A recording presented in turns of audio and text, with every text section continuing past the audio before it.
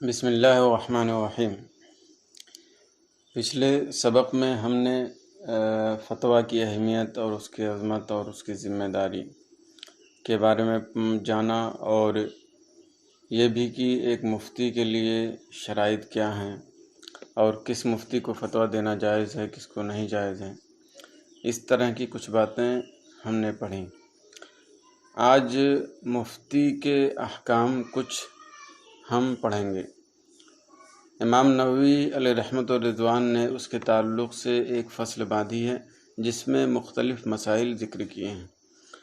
ان میں سب سے پہلا مسئلہ یہ ہے کہ فتویٰ دینا فرض کفایہ ہے، لہٰذا اگر کئی لوگ ہیں ایک جگہ پر فتویٰ دینے والے، تو ایسی صورت میں ان میں سے کسی نے بھی فتویٰ دے دیا تو سب ذمہ داری سے سبکدوش ہو جائیں گے۔ لیکن اگر ایسا نہیں ہے بلکہ کوئی ایک شخص ہی ہے، اس کے علاوہ کوئی نہیں ہے، تو یہ متعین ہو گیا فتویٰ اسی پر دینا، تو اب اس پر لازم ہوگا کہ وہی فتویٰ دے۔ اگر نہیں دے گا تو ایسی صورت میں کیا ہے، گنہگار ہوگا، کیونکہ اب فرض کفایہ نہیں بلکہ فرض عین ہو گیا کہ اس کے علاوہ کوئی دوسرا جواب دینے والا نہیں ہے۔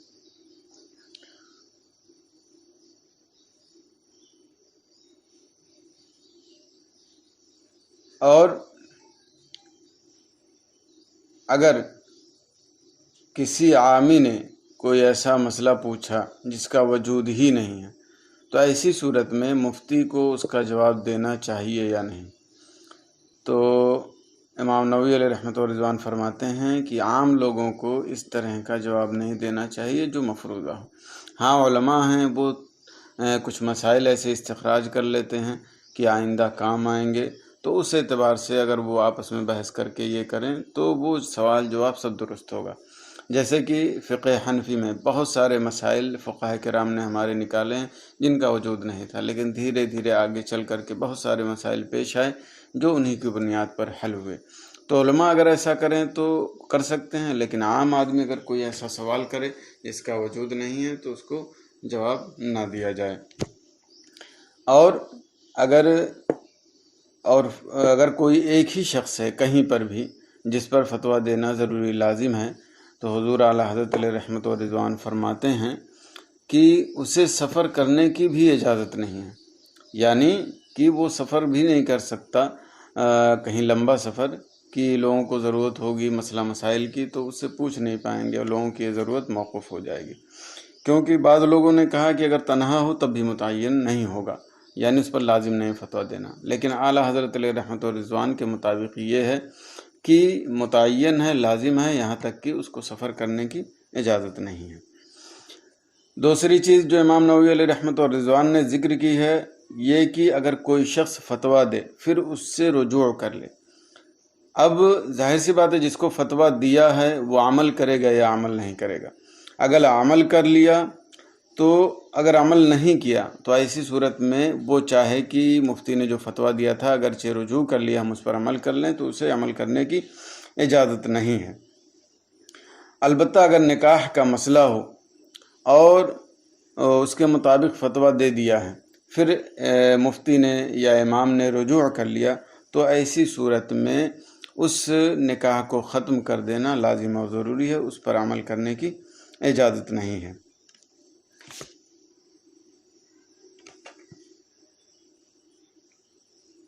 اور ایک بات یہ بھی بتائی ہے امام نووی علیہ رحمہ نے، اگر اس نے رجوع کرنے سے پہلے ہی عمل کر لیا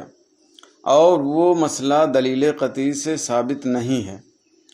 تو ایسی صورت میں اس پر نقض یعنی ختم کرنا لازم نہیں ہے، لیکن نہیں، دلیل قطعی سے اگر ثابت ہے تو اس کو نقض کرنا، ختم کر دینا ضروری ہے۔ البتہ اگر اجتہاد سے ثابت ہے تو ایسی صورت میں اجتہاد کی بنیاد پر جو فعل وہ کر چکا ہے یا فتویٰ دینے کے مطابق عمل کر چکا ہے اس پہ رجوع کرنا لازم نہیں ہے۔ البتہ ایک صورت ہے کہ مطلب یہاں پہ اس لیے ہے کہ اجتہاد کو نہیں توڑتا، اس لیے اجتہاد کی صورت میں جس قول کے مطابق وہ عمل کر چکا ہے اگرچہ مفتی نے رجوع کر لیا ہے اس پر کیا ہے، اس کو ختم کر دینا لازم نہیں اور ضروری نہیں۔ البتہ اگر اپنے امام کا مذہب ہے اور یہ ثابت ہے کہ اپنے امام کا مذہب ہے تو تو ایسی صورت میں اگرچہ اجتہاد سے ثابت ہو اس کو توڑ دینا اور ختم کر دینا لازم ہے، کیونکہ جو لوگ مذہب کے مطابق عمل کرتے ہیں ان کے حق میں مذہب کا حکم، یا مثال کے طور پر حنفی مذہب کا حکم حنفی کے لیے نص شارع کے حکم میں ہے، تو ایسی صورت میں اگرچہ وہ اجتہاد سے ثابت ہو تب بھی اس کو توڑ دینا ہوگا اگرچہ وہ عمل کر چکا ہو۔ اور یہ کیا مفتی پر لازم ہے کہ وہ جس کو فتویٰ دیا ہے، اگر اس نے اس فتوے سے رجوع کر لیا ہے تو جس کو فتویٰ دیا ہے اس کو بتا دے کہ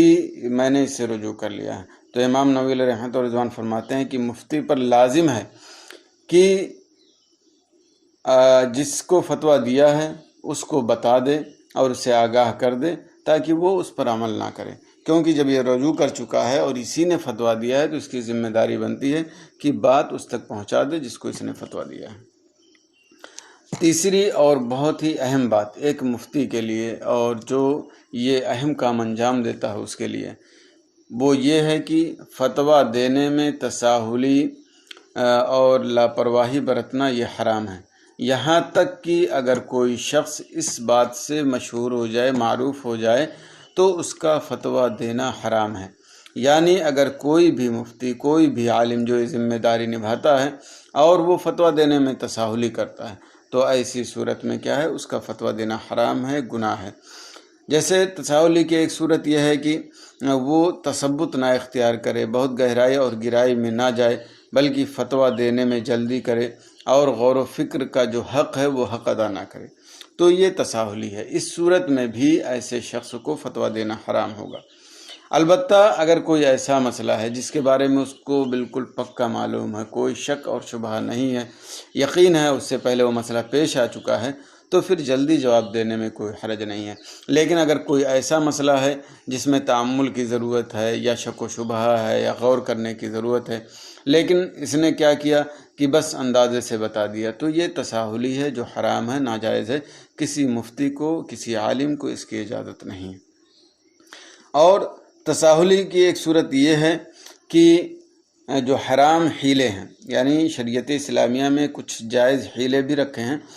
تو وہ تو جائز ہیں، وہ درست ہیں، فقہاء کرام اس کو استعمال بھی کرتے ہیں۔ مثال کے طور پر کسی نے قسم کھا لی تو قسم سے اس کو چھٹکارا دلانے کے لیے یا اس طرح کا کوئی مسئلہ ہو۔ لیکن اگر کوئی ایسے حیلے تلاش کرتا ہے جو حرام ہے، مکروہ ہے، یا اس شبہ کی بنیاد پر اس پر حکم لگاتا ہے،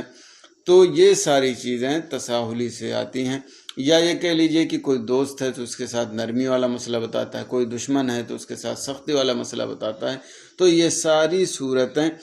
تساہلی کی ہیں، یہ بالکل جائز نہیں ہیں بلکہ حرام ہیں۔ کسی بھی عالم اور مفتی کو اس بات کی اجازت نہیں ہے۔ ہاں اگر ایسے حیلے ہیں جس کو فقہاء کرام نے جائز قرار دیے ہیں، جیسے ہم نے بتایا قسم وغیرہ کی پریشانی، دقت سے چھٹکارا دلانے کے لیے، تو یہ ایسا ہو سکتا ہے، اس کی اجازت ہے۔ بلکہ کسی کے حق کو مار لینا حیلے کے ذریعے، یا کسی کو پریشان کرنا، یا کسی کے لیے بہت زیادہ آسانی پیدا کرنا، یہ ساری چیزیں تساہلی میں ہیں۔ ہم اور آپ سبھی لوگوں کو، جتنے لوگ یہ ذمہ داری نبھاتے ہیں، اس تعلق سے انہیں بہت زیادہ چاق و چوبند رہنا چاہیے اور بالکل تساہلی اور سستی نہیں کرنا چاہیے، کیونکہ یہ ذمہ داری ہم اور آپ جانتے ہیں کہ اللہ اور اس کے رسول کے حکم کو بیان کرنا ہے۔ اگر اس میں کہیں کمی ہو جائے گی تو ہماری سخت گرفت ہوگی اور دنیا میں بھی پریشانی ہو سکتی ہے اور آخرت میں عذاب کا استحقاق۔ لہذا ہمیں اور سبھی لوگوں کو اس سے پرہیز کرنا چاہیے۔ آج کل کے حالات میں ایسے تو ہم کسی پر الزام نہیں لگا سکتے، لیکن کچھ لوگوں کے حالات، کردار کبھی ایسے لگتے ہیں کہ وہ تساہلی بھی کرتے ہیں، اور قریبی ہے تو اس کے اعتبار سے فتویٰ، اور دشمنی ہے یا کوئی معاملہ ہے تو اس کے اعتبار سے فتویٰ، ایسا لگتا ہے۔ تو ایسا نہیں ہونا چاہیے۔ اگر کوئی بھی ایسا کرتا ہے تو وہ مجرم ہے اور اس کو اس بات کی اجازت نہیں کہ وہ فتویٰ دے۔ چوتھی بات جو امام نووی علیہ رحمۃ و رضوان نے فرمائی ہے وہ بھی بہت اہم ہے، وہ یہ ہے کہ عام طور سے بہت سارے لوگ فون کرتے ہیں اور جلد بازی دکھاتے ہیں کہ ہمیں ابھی مسئلہ بتا دیجئے، یا واٹس ایپ پہ ہمیں ابھی فوراً مسئلہ بتا دیجئے، حالانکہ سامنے والا کہتا ہے تھوڑا رک جائیے، یا کچھ غور کر کے بتائیں گے، یا کچھ دن بعد بتائیں گے۔ لیکن عام طور سے لوگ بہت جلد بازی کرتے ہیں کہ بتا دیجیے. ایسا نہیں کرنا چاہیے، کیونکہ مفتی کس حالت میں ہے، کس صورت میں ہے، وہ جواب دینے کی صورت میں ہے کہ نہیں ہے، یہ سامنے والے جو سامنے ہوگا اسی کو پتہ چلے گا، سامنے نہیں ہے تو نہیں پتہ چلے گا. جب مفتی منع کر رہا ہے تو اس پر زبردستی زور دباؤ نہیں کرنا چاہیے، کیونکہ اگر اس حالت میں اس نے جواب دے دیا تو جواب غلط ہو سکتا ہے. تو جواب غلط ہوگا تو یہ خود گنہگار ہوگا، اور پوچھنے والا بھی جو اس کا سبب بنا وہ بھی گنہگار ہوگا. تو ایسے مثال کے طور پر اس کا قلب کہیں بہت زیادہ مشغول ہے، یا اس کی طبیعت یعنی منتشر ہے، جس کی بنیاد پر وہ غور و فکر نہیں کر سکتا. جیسے بہت زیادہ غصے میں ہے، بھوک لگی ہے یا پیاس ہے، بہت زیادہ ملال ہے یا نیند آ رہی ہے، یا بہت زیادہ گرمی ہے، یا ایسی بیماری ہے جو بہت تکلیف دہ ہے، یا استنجا وغیرہ لگا ہے جس کو وہ برداشت نہیں کر سکتا. ہر وہ حالت جو اس کو حد اعتدال سے مشغول رکھے اور اس کو ایسا لگتا ہے کہ ایسی حالت میں مسئلہ بتایا تو غلطی ہو سکتی ہے، زیادہ امکان اس بات کا ہے، تو قطعاً ایسے شخص کو مسئلہ ایسی حالت میں بتانے کی اجازت نہیں ہے.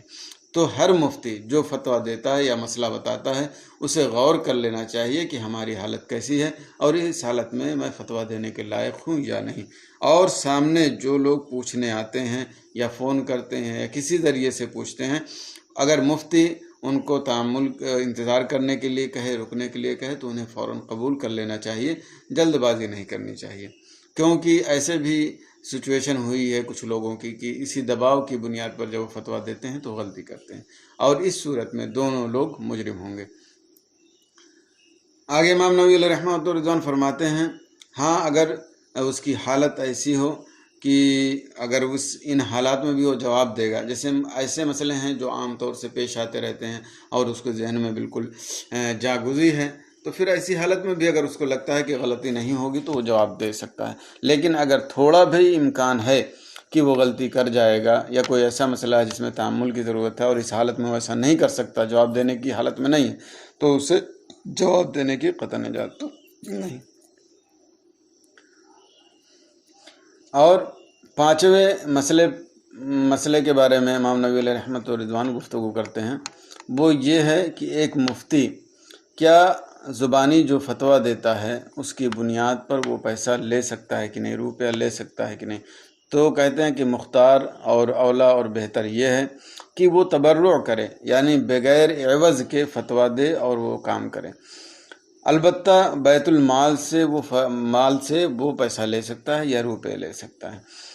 ہاں البتہ اگر اسی پر متعین ہو گیا کہ اسی کو فتویٰ دینا ہے، اس کے علاوہ کوئی دوسری صورت نہیں ہے، تو ایسی صورت میں بیت المال سے بھی آپ کے نزدیک اجرت لینے کی اجازت نہیں ہے، اس صورت میں جبکہ اس کے رزق کا کہیں سے کسی طرح سے انتظام ہو. یعنی اگر کوئی شخص ایسا ہے جس پر فتویٰ دینا متعین ہو گیا اور اس کے رزق کا کہیں سے انتظام ہے، تو ایسی صورت میں بیت المال سے اسے روپیہ یا پیسہ یا اس کے مطلب عوض میں جو کام کر رہا ہے اس کو اجرت لینے کی اجازت نہیں ہے. اور اسی طرح سے اگر اس کے رزق کا کوئی انتظام نہیں ہے اور جس کو فتویٰ دے رہا ہے چاہ رہا ہے کہ اسی سے پیسہ لے لیں کچھ، تو اس صورت میں بھی جس کو فتویٰ دے رہا ہے اسے پیسہ لینا یا روپیہ لینے کی اجازت نہیں ہے. البتہ بعض علماء کرام نے اس کی یہ صورت نکالی ہے کہ اگر یہ جائز نہیں ہے اور آج کل بیت المال کا بھی انتظام نہیں ہے تو پھر دقت ہو سکتی ہے، کیونکہ بیت المال نہیں ہے اور دوسرے سے لے بھی نہیں سکتا ہے، تو پھر مسئلہ ہو جائے گا. تو یہ ہوا بعض علماء کرام نے فرمایا کہ فتویٰ وہ تحریری طور پر دے، تو زبانی طور پر جو بتایا اس کی اجرت نہیں، لیکن لکھنے اور کاغذ کی وہ اجرت لے سکتا ہے اور یہ جائز ہے. اسی طرح سے اگر کوئی شخص فتویٰ دینے کے لیے اپنے آپ کو بالکل یا فارغ کر لیا ہے اور وہاں کے لوگ یا دوسرے علاقے کے لوگ اس کو اپنا انتظام کر کے روپے پیسے دیں، تو ایسی صورت میں وہ روپے پیسے لے سکتا ہے، اس کے لیے جائز ہے. رہی بات یہ کہ ہدیہ، کہ ایک انسان کو، ایک مفتی کو ہدیہ لینے کی اجازت ہے یا نہیں ہے، تو علماء کرام نے بتایا، فقہاء اعظام نے بتایا کہ مفتی اگر ہدیہ لینا چاہے تو لے سکتا ہے، لیکن رشوت کی صورت میں نہیں ہونا چاہیے۔ مثال کے طور پر جیسا سائل یا سوال کرنے والا فتویٰ چاہتا ہے، اگرچہ وہ شرعی اعتبار سے درست نہ ہو، آپ اس کے مطابق فتویٰ دے دیں اور وہ آپ کو پیسہ دے، تو یہ رشوت ہو جائے گا، اور یہ رشوت حرام ہے اور یہ جائز نہیں ہے۔ اور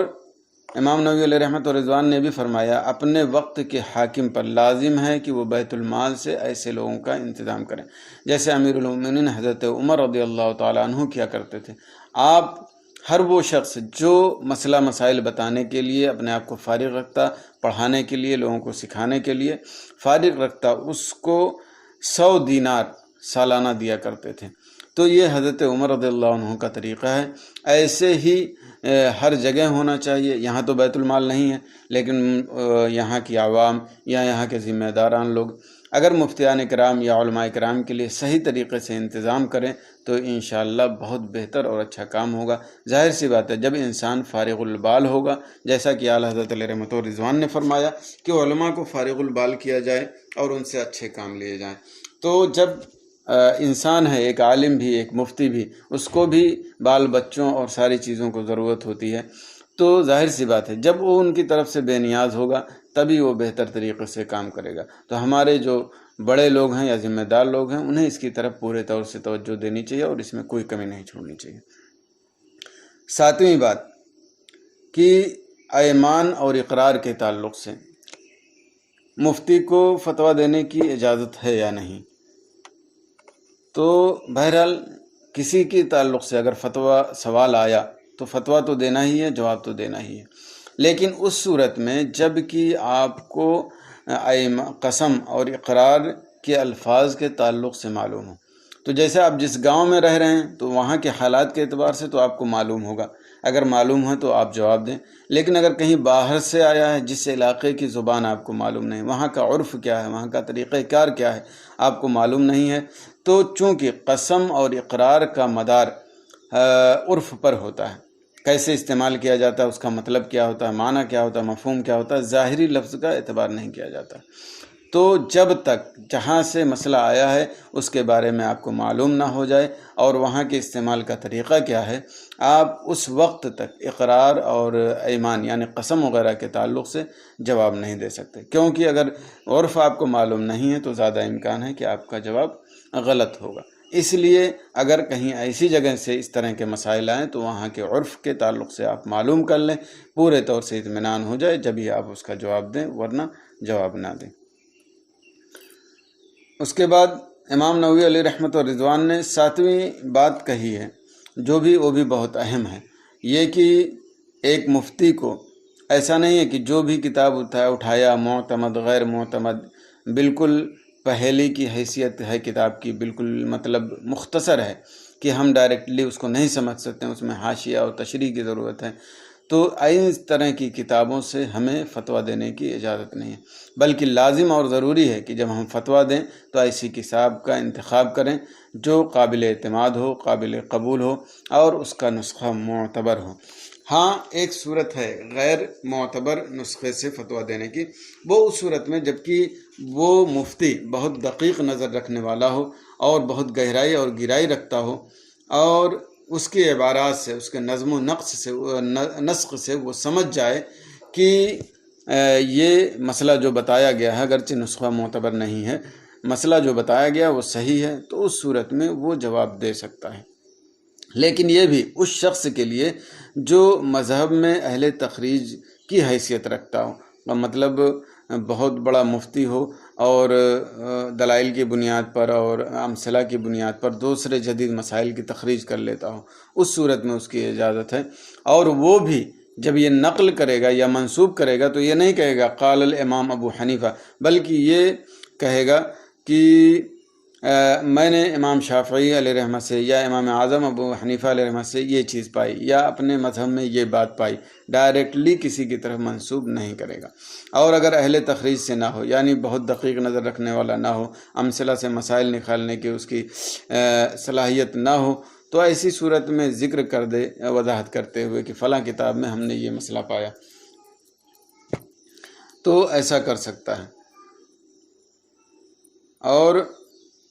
ایک اہم بات آگے انشاءاللہ آئے گی رسم المفتی میں، امام ابن عابدین شامی علیہ رحمۃ و رضوان کی جو ہے یہ شرح العقود کی، بہتر یہ ہے کہ ایک انسان کو جب تحقیق کرے تدقیق کرے تو کوشش کرے کہ کئی کتابیں دیکھیں، کیونکہ کبھی ایسا ہوتا ہے کہ کوئی ایک فقیہ جس سے غلطی ہو گئی، سہو ہو گیا بحیثیت انسان، اور سارے لوگ اسی غلطی کو نقل کرتے ہوئے چلے آئے، تو وہ مسئلہ راجح کے خلاف ہوگا، صحیح کے خلاف ہوگا۔ اس لیے جب کہیں شبہ ہو اور کسی طرح کا کوئی اطمینان نہ ہو تو چھان بین کرنے کے لیے 20 25 50 کتاب دیکھنے کی ضرورت پڑے تو ہمیں اس کی طرف رجوع کرنا چاہیے اور دیکھنا چاہیے، تبھی جا کے اس کے تعلق سے فتویٰ دینا چاہیے۔ اور 8ویں بات کہ ایک مفتی یا مقلد اگر وہ کسی ایسے حادثے کے بارے میں جس کے بارے میں وہ کبھی فتویٰ دے چکا ہے پھر وہ پیش آیا، تو ایسی صورت میں اگر مجتہد ہے اور اس کو دلیل یاد ہے تو فوراً اس کے تعلق سے فتویٰ دے دے، اور اگر مجتہد نہیں ہے مقلد ہے اور اس کو یہ معلوم ہے کہ فلاں مذہب کا مسئلہ ہے، فلاں کتاب معتمد میں ہے، تو ایسی صورت میں وہ فتویٰ دے سکتا ہے۔ لیکن اگر اس کو یاد نہ ہو تو ضروری ہے، مفتی کو اگر دلیل نہیں یاد ہے، یعنی مفتی مجتہد کو دلیل نہیں یاد ہے تو وہ غور کرے، فکر کرے، دلیل حاصل کرے، پھر جواب دے، اور اگر مقلد ہے تو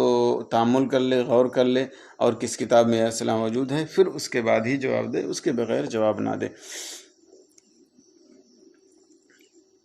اور ایک بات اسی کے ضمن میں امام نووی علیہ رحمۃ الرضوان نے بھی بتایا کہ اگر عام آدمی ہو تو وہ کیا کرے، یعنی اس کو مسئلہ پیش آیا کبھی، پھر دوبارہ وہی مسئلہ پیش آ گیا، تو اب کیا وہ خود عمل کر لے یا مفتی کی طرف رجوع کرے؟ تو کہہ رہے ہیں اگر 1-2 بار آیا ایسا ہوا تو چاہیے کہ اس کو مفتی کی طرف رجوع کر لے تاکہ کسی طرح کا کوئی شک و شبہ نہ ہو۔ لیکن اگر بار بار پیش آ رہا ہے، اور ظاہر سی بات ہے بار بار پیش آ رہا ہے تو بار بار پوچھنے میں اس کو دقت بھی ہو سکتی ہے، تو ایسی صورت میں اس عام آدمی کو بھی جو کئی مرتبہ اس کو پیش آ گیا ہے اب اس کے بارے میں پوچھنے کی ضرورت نہیں، وہ خود عمل کر سکتا ہے اور اسی کے مطابق چل سکتا ہے۔ 9ویں بات جو امام نووی علیہ رحمۃ الرضوان نے یہاں پر ذکر کی ہے وہ ایک اہم بات ہے جو آج کل بہت ساری جگہوں پر اس کو استعمال کرتے ہیں، حالانکہ فقہاء کرام اس کو منع کرتے ہیں۔ یعنی اگر آپ سے فتویٰ پوچھا گیا تو آپ یہ کہیں کہ اس کے بارے میں 2 قول ہے، اس کے بارے میں خلاف ہے، اس کے بارے میں 2 صورت ہیں، اس کے بارے میں 2 روایت ہیں، تو یہ قطعاً درست نہیں ہے، کیونکہ جو سوال کر رہا ہے وہ آپ سے یہ نہیں پوچھ رہا ہے کہ اس میں اختلاف کیا ہے، اس میں کتنے قول ہیں، اس میں کتنی صورتیں ہیں، بلکہ یہ پوچھ رہا ہے اگر حنفی ہے تو حنفی کے مطابق راجح مذہب کیا ہے۔ تو آپ سے جب بھی سوال کیا جائے گا تو آپ کو متعین کرنا ہوگا، اگرچہ آپ اختلاف بتا دیں، 2 صورتیں بتا دیں، 2 وجہیں بتا دیں، لیکن آپ کو بتانا پڑے گا کہ ان 2 صورتوں میں سے یہ صورت راجح ہے، ان دونوں قول میں سے یہ قول راجح ہے، اس میں اختلاف ہے مگر یہ قول درست ہے، یہ آپ کو متعین کرنا ہوگا۔ یہ جو میں کہا کہ 2 قول یا اختلاف ذکر کرتے ہیں، یہ مصر میں نے بہت سارے فتاوے میں دیکھا جو رسائل وغیرہ میں شائع ہوتے تھے کہ یہ 2 قول ہیں، اس میں 2 قول ہے، اس میں علماء کا اختلاف ہے، اس میں 2 صورتیں ہیں، گویا کہ اس کے حوالے کر دیے، وہ جس پہ چاہے عمل کرے۔ یہ بالکل غلط ہے، کیونکہ راجح کے خلاف ایک مقلد کو عمل کرنے کی اجازت نہیں ہے بلا ضرورت، بلا حاجت شرعیہ۔ تو جب آپ نے کسی سائل کو آپ نے دے دیا 2 قول، تو جس میں سے چاہے گا عمل کر لے گا، اور بہت امکان ہے کہ وہ غیر راجح پر عمل کرے، تو ایسی صورت میں فتویٰ دینے والا بھی گنہگار ہوگا اور جو عمل کر رہا ہے وہ بھی گنہگار ہوگا۔ لہٰذا ہمیں اور آپ سبھی مفتیان کرام کو جو یہ ذمہ داری ادا کرتے ہیں ان پر لازم اور ضروری ہے کہ وہ جو فتویٰ دیں تو پہلی بات عوام کو اختلافی بات بتانی ہی نہیں چاہیے، سیدھے راجح قول آپ ذکر کر دیں، اور اگر آپ نے 2 قول یا وجہیں کئی صورتیں ذکر کی تو وہاں پر آپ کو راجح قول بتانا لازم اور ضروری ہوگا، کیونکہ جو سوال کر رہا ہے وہ آپ سے اختلاف نہیں پوچھ رہا ہے بلکہ یہ پوچھ رہا ہے کہ اس کو کس قول پر عمل کرنا ہے اور کس بات پر عمل کرنا ہے۔ اس لیے آپ جب بھی فتویٰ دیں تو اس بات کا خاص خیال کریں اور اس میں کوئی تساہلی نہ کریں۔ اور اگر آپ کو مطلب راجح نہیں سمجھ میں آ رہا ہے یا